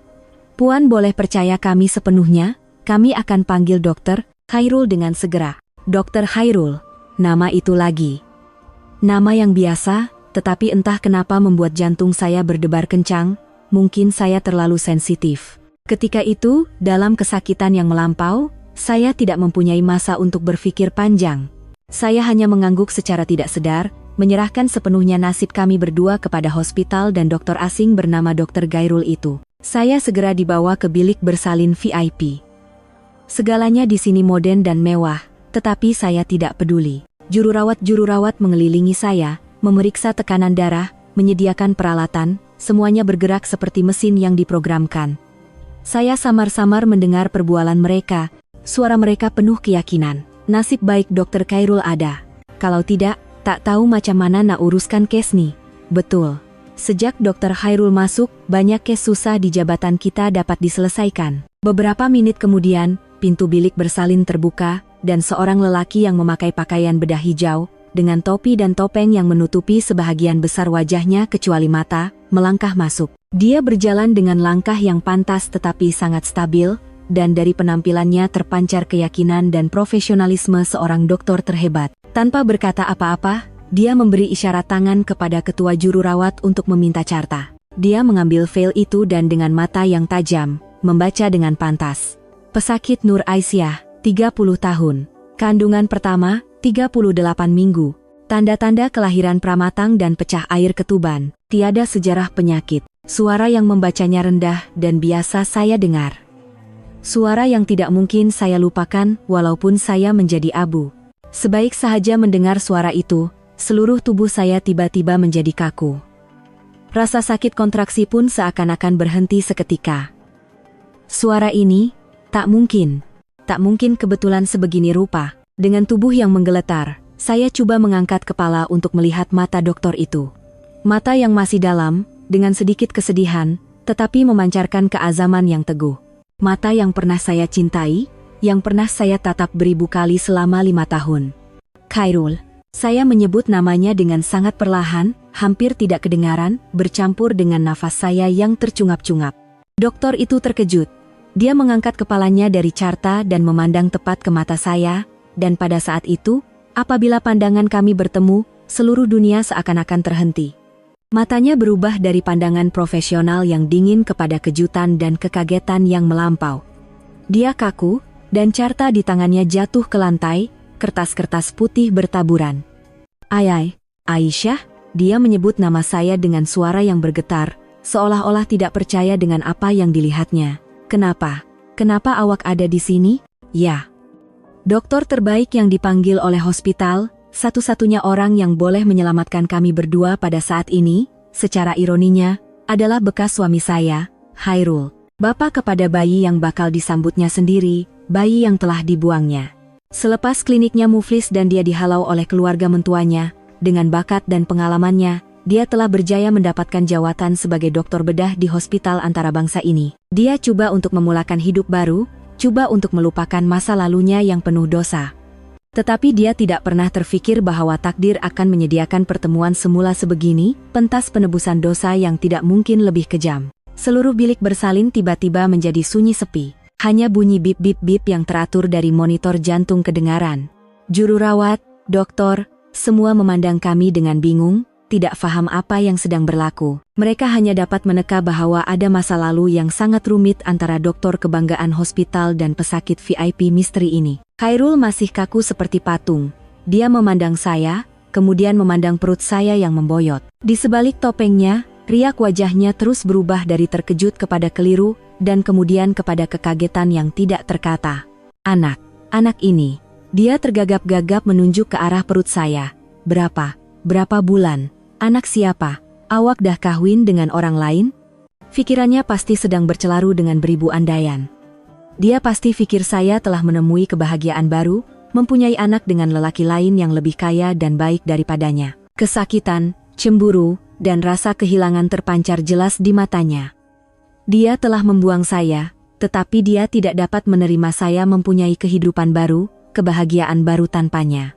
Tetapi pada ketika itu, satu lagi kontraksi yang lebih kuat daripada sebelumnya menarik saya kembali ke realiti. Arga. Saya menjerit, memegang perut dan membongkokkan badan. Saya tidak lagi mempunyai masa untuk menjelaskan, atau kekuatan untuk bergaduh dengannya. Nyawa anak saya adalah yang paling penting sekarang. Dokter. Tolong selamatkan anak saya. Saya memandangnya dengan suara yang merayu bercampur dendam. Jeritan saya seolah-olah menyimbah air sejuk ke atas kekeliruan Khairul, membawanya kembali ke alam nyata. Dia tersedar. Hati nurani dan tanggung jawab sebagai seorang dokter mengatasi semua perasaan pribadi. Dia bergegas memakai semula sarung tangannya dan menjerit kepada pasukan juru rawat. Suaranya kembali tenang, tegas, dan berwibawa. Semua kembali ke posisi. Denyutan jantung janin menurun, tekanan darah ibu meningkat, risiko kelahiran songsang. Sediakan peralatan bantuan, cepat. Seluruh pasukan segera bergerak dengan cemas dan profesional. Khairul membongkok di sebelah saya. Dia bukan lagi bekas suami yang berdosa, tetapi telah kembali menjadi dokter yang bertanggung jawab. Dia menanggalkan topengnya, menampakkan wajah yang jauh lebih cengkung dan kurus dari dahulu. Aisyah, dengar cakap saya, katanya sambil memandang tepat ke mata saya. Suaranya tegas, tetapi anehnya lembut dan menenangkan. Sekarang, awak kena bertenang. Lupakan semua perasaan pribadi. Fikirkan tentang anak saja. Tarik nafas dalam-dalam. Hembus. Ya, macam tuh. Percaya pada saya. Walau apapun terjadi, saya akan keluarkan anak kita dengan selamat. Faham? Saya melihat matanya. Masih mata yang sama. Tetapi kini tiada lagi pengelakan atau rasa bersalah. Sebaliknya dipenuhi dengan keazaman dan janji seorang dokter. Saya menangis sambil mengangguk. Sungguh ironik, orang yang perlu saya serahkan sepenuhnya nyawa kami berdua sekarang adalah lelaki yang telah mengkhianati saya. Tetapi saya tiada pilihan lain. Kelahiran itu, seperti yang dijangkakan, sangat sukar dan berbahaya. Kedudukan Songsang ditambah dengan kelahiran Pramatang, selepas berjam-jam berjuang, saya hampir kehabisan tenaga. Beberapa kali saya pikir saya tidak mampu lagi. Kesadaran saya mula kabur. Tetapi pada ketika itu, suara Khairul bergema di telinga saya, teguh dan kuat. Kuatkan semangat, Aisyah, jangan putus asa. Sikit lagi, demi anak. Fikirkan tentang anak. Dia memanggil nama saya. Dia coba memberi saya kekuatan dengan kebenaran yang baru disedarinya. Dan selepas usaha terakhir, selepas jam-jam kesakitan yang melampau, akhirnya, satu tangisan pecah. Uek, uek, uek. Tangisan yang jelas dan kuat itu memecah ketegangan di bilik bersalin seperti musik terindah di dunia. Anak aku dah lahir. Anak lelaki, Puan. 3 dia 2 kilogram. Sangat comel dan sihat. Tahniah. Jerit seorang juru rawat dengan suara yang gembira. Saya menghela nafas lega, seluruh tubuh saya menjadi kendur, dan air mata kebahagiaan mengalir. Tetapi apabila saya melihat Khairul, dia berdiri tidak bergerak.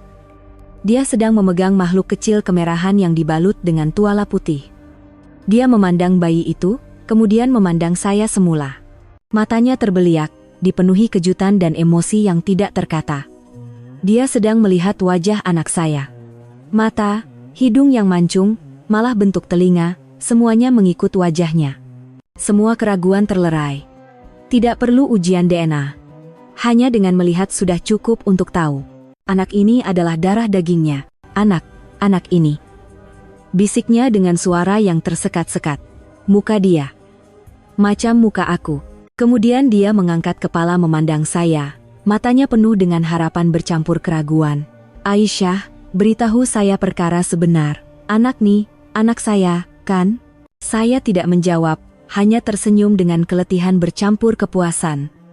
Kebisuan saya adalah jawaban yang paling jelas. Pada saat itu, Khairul hancur sepenuhnya. Dia bukan lagi dokter yang tenang dan cekap. Dia hanyalah seorang lelaki, seorang bapa yang berhadapan dengan kebenaran yang kejam dan dosanya yang tidak terampun. Dia telah membuang istrinya tanpa mengetahui wanita itu sedang mengandungkan zuriatnya.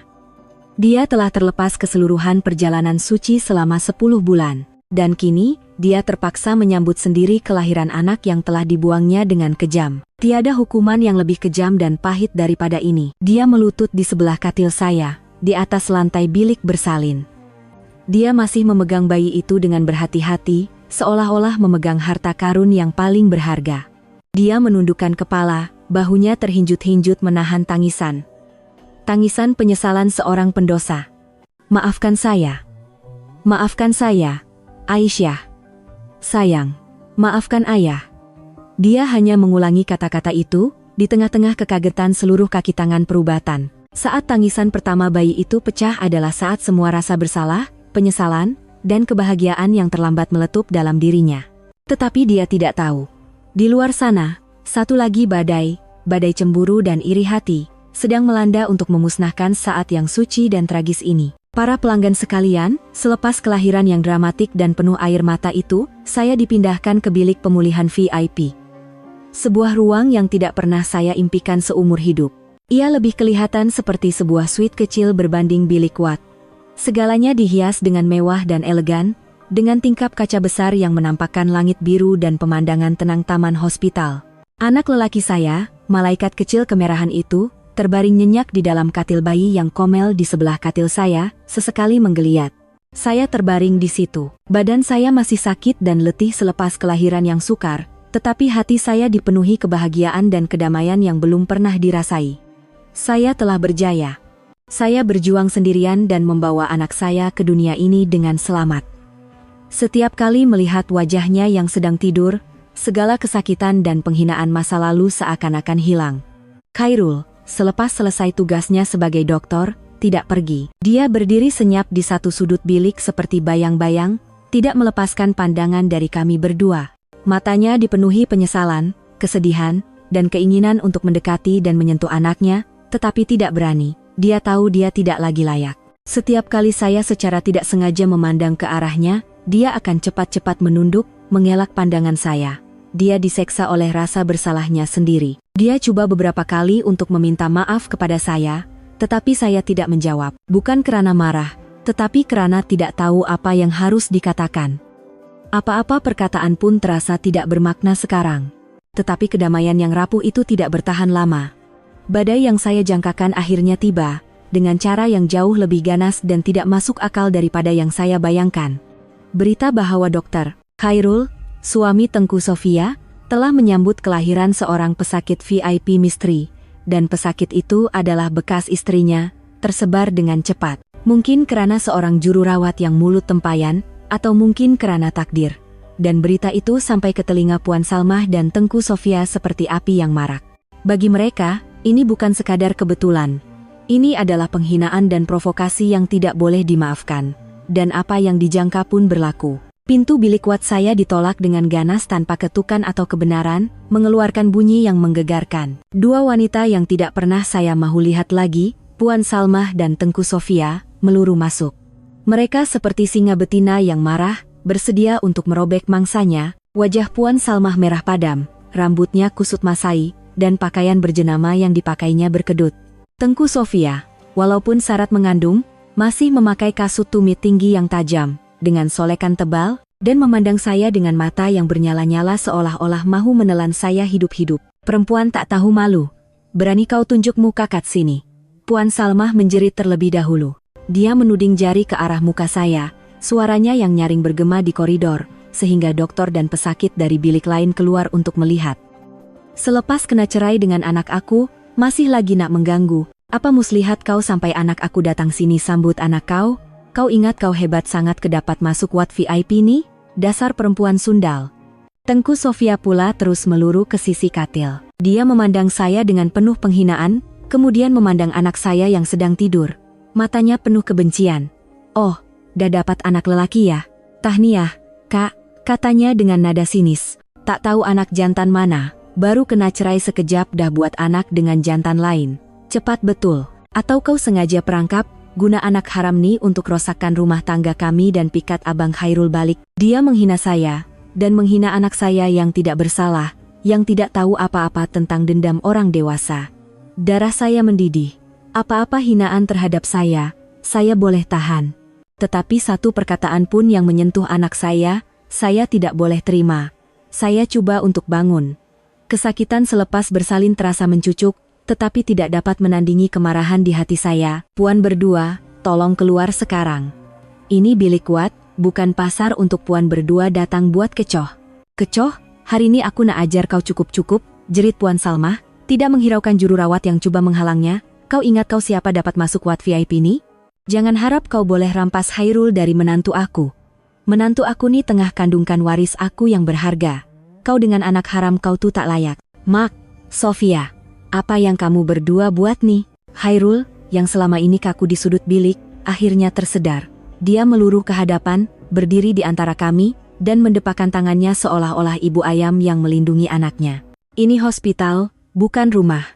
Tolong senyap, keluar sekarang. Kau, berani kau bela dia? Puan Salmah berpaling kepada anaknya, mencengkam bajunya. Kukunya yang tajam mencakar dadanya. Kau tak tahu ke satu hospital ni tengah mengata kita? Mereka kata kau curang dengan bekas istri kau. Kau ni betul ke anak mak? Sudah, jerit Hairul dengan suara yang bercampur putus asa dan kesakitan. Buat pertama kali dalam hidupnya, dia meninggikan suara kepada ibunya.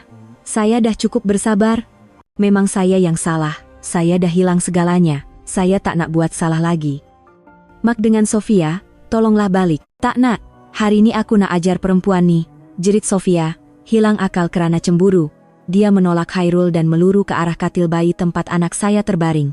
Disebabkan kekecohan itu, bayi saya sudah mula menggeliat dan hampir menangis. Dia seolah-olah mahu melakukan sesuatu kepada anak saya. Jangan, saya dan Hairul menjerit serentak. Saya dipenuhi ketakutan yang melampau, tidak peduli kesakitan, dan coba melompat dari katil untuk melindungi anak saya. Tetapi tepat pada saat yang mengerikan itu, sebelum tangan Sofia sempat menyentuh anak saya, satu suara yang dingin dan berwibawa bergema dari arah pintu, berhenti sekarang juga. Suasana di dalam bilik menjadi kaku, dan semua orang berpaling ke arah pintu. Di situ, berdiri seorang lelaki yang memakai sut hitam, membawa beg bimbit, dengan riak wajah yang sangat serius. Ia adalah pembantu dan peguam pribadi saya, Encik Rahman. Dia tidak datang sendirian. Di belakangnya, berdiri dua orang pengawal pribadi yang tegap memakai uniform syarikat keselamatan profesional, dan dua orang anggota polis beruniform dengan wajah yang serius. Kemunculan peguam dan polis secara tiba-tiba membuat Puan Salma dan Sofia tergamam. "Kak, kamu semua siapa? Kenapa datang sini?" Puan Salma tergagap-gagap. Keberaniannya tadi hilang, digantikan dengan kekeliruan dan sedikit ketakutan. Encik Rahman tidak menjawabnya. Sebaliknya berjalan lurus ke arah Tengku Sofia yang masih kaku di sebelah katil bayi. Dia menghulurkan satu fail tebal dan sebuah tablet. "Puan Tengku Sofia, betul?" tanyanya dengan suara sedingin ais. "Saya adalah peguam yang mewakili klien saya, seorang pelabur besar. Kami telah memperoleh bukti kukuh bahwa Bapak Puan, Tan Sri Ismail, pengerusi farmasi Mega, terlibat dalam penipuan tender, pengeluaran dan penjualan obat tiruan, serta pengelakan cukai bernilai ratusan juta ringgit." Apa? Tengku Sofia ternganga, wajahnya menjadi pucat seperti kertas. "Jangan bohong, ayah saya berniaga dengan bersih. Kamu semua ini memfitnah?" "Memfitnah?" Encik Rahman tersenyum sinis dan membuka tabletnya. Skrin memaparkan rekaman video tersembunyi Tan Sri Ismail menerima beg berisi uang dari seorang pegawai. Semua dokumen, bukti, rekaman video dan audio ini, serta keterangan saksi-saksi penting, telah kami serahkan kepada pihak berkuasa. Dan mungkin pada waktu ini, Bapak Puan, Bapak-bapak saudara Puan, dan semua orang dalam rangkaian itu sedang berbincang dengan mereka. Dia berpaling kepada dua orang anggota polis itu. Dan Puan Tengku Sofia serta Puan Salma, kedua-duanya telah menceroboh bilik pesakit, mengganggu ketenteraman awam, dan mengeluarkan kata-kata yang menghina serta memfitnah. Klien saya memohon agar perkara ini diuruskan dengan tegas mengikut undang-undang. Dunia Tengku Sofia runtuh. Dia terhuyung-hayang dan terduduk di atas lantai. Ayahnya, kebanggaannya, satu-satunya tonggak kekuatannya, empayar farmasi gergasi itu, telah runtuh dengan hanya satu ayat. Puan Salmah berdiri menggeletar. Dia akhirnya sadar segalanya. Dari kebangkrapan klinik anaknya hingga kejatuhan besannya, semuanya bukan kebetulan. Di sebaliknya, ada satu tangan gaib, satu kuasa menakutkan yang mengawal segalanya. Dan kuasa itu adalah menantunya yang berasal dari kampung, yang telah dibuangnya dengan kejam karena dituduh mandul. Dia telah mengacau orang yang salah. Drama murahan mereka telah benar-benar berakhir. Polis mendekati Puan Salmah dan Tengku Sofia, meminta mereka untuk ikut ke balai untuk siasatan. Tengku Sofia meraung seperti orang gila. Dia tidak dapat menerima hakikat bahwa dia telah kehilangan segalanya dalam satu hari.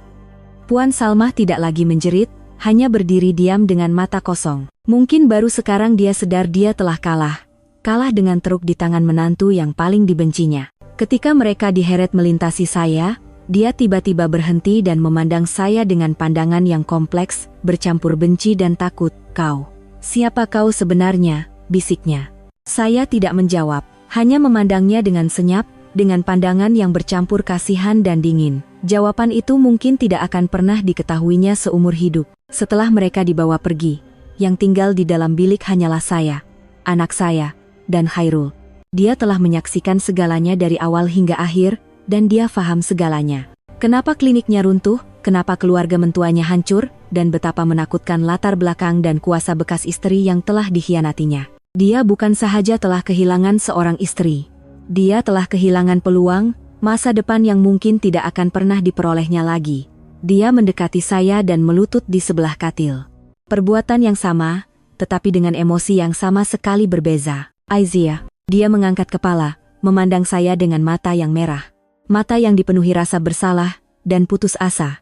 Saya dah tahu semuanya. Saya memang tak guna.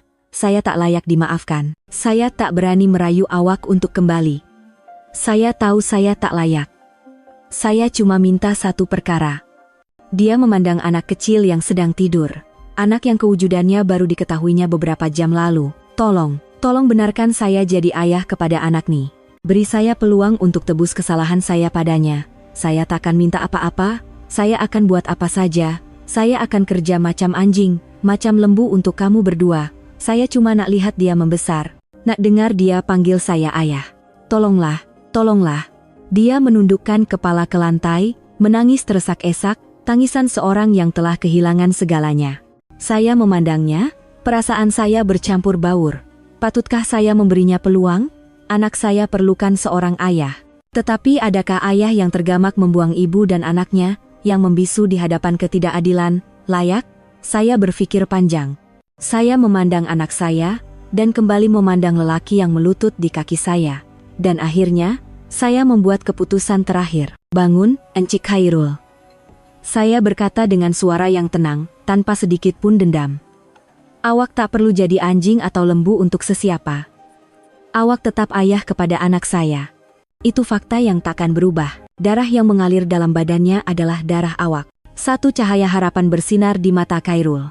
Jadi, Aisyah, awak ada hak untuk jumpa dia, jaga dia, dan tunaikan tanggung jawab awak sebagai seorang ayah. Saya memotong kata-katanya. Tetapi, saya berhenti seketika, memandang tepat ke matanya, dan berkata dengan tegas, hanya sebagai ayah kepada anak ini. Antara kita, sudah benar-benar berakhir. Sejak hari awak hanya diam melihat ibu awak dan perempuan itu menghina saya. Cinta yang tidak dilindungi ibarat rumah tanpa bumbung, takkan mampu menahan badai. Dia kaku. Dia faham maksud saya. Saya boleh memaafkan, tetapi saya tidak boleh melupakan. Luka yang ditinggalkannya dan keluarganya terlalu dalam untuk sembuh seperti sedia kala. Dia telah kehilangan saya untuk selamanya. Dia hanya boleh melihat kebahagiaan kami dari jauh, dan hidup dengan penyesalan seumur hidupnya. Itulah mungkin hukuman terbesar untuknya. Para pelanggan sekalian, kisah saya berakhir di sini. Selepas hari itu, keluarga Tengku Sofia secara rasmi diisytiharkan muflis. Ayahnya terpaksa membayar harga yang mahal atas jenayah yang dilakukannya. Dia dan Puan Salmah juga menerima hukuman undang-undang atas perbuatan mereka. Khairul kehilangan segalanya, kerjaya, keluarga, dan wanita yang paling mencintainya. Dia membayar harga yang terlalu mahal untuk kelemahan dan cita-citanya. Saya tidak kembali kepadanya. Saya memilih untuk hidup sebagai seorang ibu tunggal. Saya mempunyai uang, status, segalanya. Tetapi saya sadar, perkara paling berharga yang membawa kebahagiaan sejati kepada saya bukanlah semua itu. Ia adalah nyawa kecil dalam dakapan saya. Ia adalah kebebasan jiwa untuk melepaskan masa lalu yang menyakitkan dan melangkah ke hadapan. Saya tidak perlu membalas dendam dengan kejam, karena kedamaian dan kebahagiaan saya di sisi anak saya, itulah dendam yang paling manis dan paling pahit bagi mereka yang telah mengkhianati saya. Para pelanggan yang dihormati, dengan ini, satu lagi kisah di Senja Sejahtera telah melabuhkan tirainya. Perjalanan Nur Aisyah, perjalanan penuh air mata dari puncak kebahagiaan yang rapuh, jatuh ke lembah pengkhianatan, dan kemudian bangkit semula dengan gagah dari abu, pasti meninggalkan banyak kesan emosi di hati kita semua. Rasa marah terhadap kekejaman manusia, rasa puas apabila keadilan ditegakkan, dan rasa simpati serta kesal terhadap cinta yang telah mati. Tetapi pada akhirnya, selepas semua peristiwa dramatik berlalu, apa yang tinggal adalah renungan mendalam dan pengajaran berharga tentang kehidupan, cinta, dan kemanusiaan. Pengajaran pertama dan terbesar dari kisah ini adalah wawasan yang jujur dan mendalam tentang pilihan dalam cinta dan perkawinan. Cinta Aisyah dan Khairul pada mulanya sangat indah. Cinta yang dibina melalui pengorbanan dan empati semasa melalui zaman susah bersama. Tetapi di persimpangan hidup, di hadapan pilihan antara cinta 5 tahun dan kemewahan serta kejayaan yang terbentang luas, Khairul tanpa teragak-agak memilih jalan pintas. Dia coba meyakinkan dirinya bahwa dia memerlukan seorang istri yang boleh menjadi batu loncatan kejayaannya. Tetapi, para pelanggan sekalian, dia silap. Dia telah keliru antara batu loncatan dan perhiasan. Batu loncatan sejati bukanlah sesuatu yang gah untuk ditayangkan kepada dunia. Batu loncatan paling kukuh bagi seorang lelaki ialah wanita yang mampu mengharungi badai bersamanya, yang memahami, berkongsi, dan menjadi sokongan emosi yang teguh. Aisyah, dengan cinta dan pengorbanan senyapnya, pernah menjadi batu loncatan itu, tetapi dia tidak sadar. Dia secara buta mengejar perhiasan mahal bernama Tengku Sofia, dan akhirnya, apabila perhiasan itu pecah, dia kehilangan segalanya. Kisah ini memberi message yang mendalam kepada kita semua, terutamanya kepada golongan muda yang berada di ambang perkawinan. Perkawinan bukanlah satu urus niaga yang boleh dinilai dengan neraca material. Pasangan ideal bukanlah orang yang membawa keuntungan paling banyak kepada kita, tetapi orang yang boleh kita harungi suka duka kehidupan bersama. Orang yang di sisinya kita boleh menjadi diri kita sendiri, berasa damai dan bahagia. Jangan sekali-kali kita membuang cinta sejati demi keuntungan kecil dan cita-cita di hadapan mata. Uang dan kemewahan, jika hilang, boleh dicari semula. Tetapi orang yang benar-benar mencintai kita, sekali hilang, mungkin tidak akan ditemui lagi seumur hidup. Pengakhiran Khairul, kesunyian dan penyesalannya, menjadi pengajaran paling mahal bagi mereka yang mengutamakan material berbanding cinta. Selain pengajaran tentang pilihan, kisah Aisyah juga memberi kita pengajaran berharga tentang betapa pentingnya kemandirian dan kekuatan dalaman seorang wanita. Aisyah mempunyai rahasia. Dia kaya dan berkebolehan, tetapi memilih untuk menyembunyikannya dan hidup sederhana demi mencari cinta yang ikhlas. Tindakannya mungkin boleh dipertikaikan. Ada yang mungkin kata dia bodoh, sengaja mencari susah. Tetapi jika kita lihat dengan lebih mendalam, ia menunjukkan satu keinginan dan maruah yang patut dihormati. Dia tidak mahu kebahagiaannya dibina di atas asas material. Dia mahu dicintai seadanya. Dan kemandirian ekonomi serta pemikiran inilah yang menjadi senjata terkuatnya apabila berhadapan dengan tragedi. Apabila diceraikan suami, dia tidak hancur atau merayu. Kenapa? Karena dia tahu dia tidak perlu bergantung kepada sesiapa untuk hidup dengan baik. Dia mempunyai kemampuan dan semangat yang cukup untuk membina semula hidupnya dengan kekuatannya sendiri. Kebangkitannya yang seperti burung phoenix bukanlah keajaiban yang jatuh dari langit. Ia adalah hasil usaha, pembelajaran, dan kemandirian yang telah dipupuknya secara senyap. Kisahnya menyampaikan message yang kuat kepada semua wanita. Jangan sekali-kali menyerahkan seluruh kebahagiaan Anda kepada seorang lelaki. Cinta itu penting, tetapi bukan segalanya. Sentiasalah menimba ilmu, mempunyai kerjaya sendiri. Sentiasalah berdikari dari segi keuangan dan pemikiran. Karena apabila Anda mampu berdiri di atas kaki sendiri, Anda akan mempunyai keyakinan dan pilihan. Dan jika badai melanda, jika Anda dikhianati, Anda tidak akan rebah. Anda akan mempunyai kekuatan yang cukup, seperti Aisyah, untuk mengatasi dan bersinar semula. Dan mungkin, salah satu pengajaran paling menyentuh dan manusiawi adalah tentang kasih sayang seorang ibu dan kemaafan di akhir cerita. Apabila berhadapan dengan pengkhianatan yang melampau, Aisyah memilih untuk membalas dendam. Dendam yang bijak yang menghancurkan mereka yang menyakitinya. Tetapi apabila dia telah mendapat segalanya, apabila musuh-musuhnya melutut di kakinya, dia tidak memilih untuk menghancurkan mereka sepenuhnya. Dia berhenti. Kenapa? Karena kehadiran nyawa kecil itu. Anak itu telah melembutkan hatinya, memberinya alasan untuk bertolak ansur. Kasih sayang suci seorang ibu telah mengalahkan kebencian. Dia sadar bahwa dendam mungkin memberi kepuasan seketika, tetapi ia akan mengurungnya dalam masa lalu dan emosi negatif selamanya. Dan dia tidak mau anaknya membesar dalam persekitaran kebencian. Kemaafan yang diberikan oleh Aisyah kepada Khairul bukanlah bermakna menerimanya kembali. Ia adalah kemaafan di tahap yang lebih tinggi. Dia memaafkan bukan untuknya, tetapi untuk membebaskan jiwanya sendiri. Tindakannya membenarkan Khairul menunaikan tanggung jawab sebagai seorang bapa bukan karena masih ada cinta, tetapi karena memikirkan anaknya. Ia adalah satu tolak ansur yang penuh kebijaksanaan dan semangat.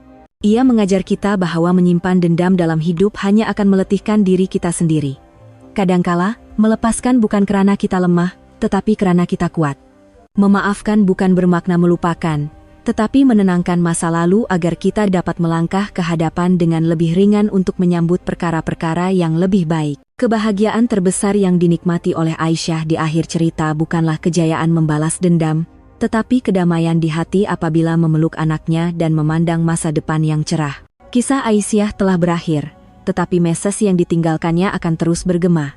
Ia mengajar kita tentang kebijaksanaan dalam cinta, nilai kemandirian, kekuatan tolak ansur, dan semangat seorang wanita modern.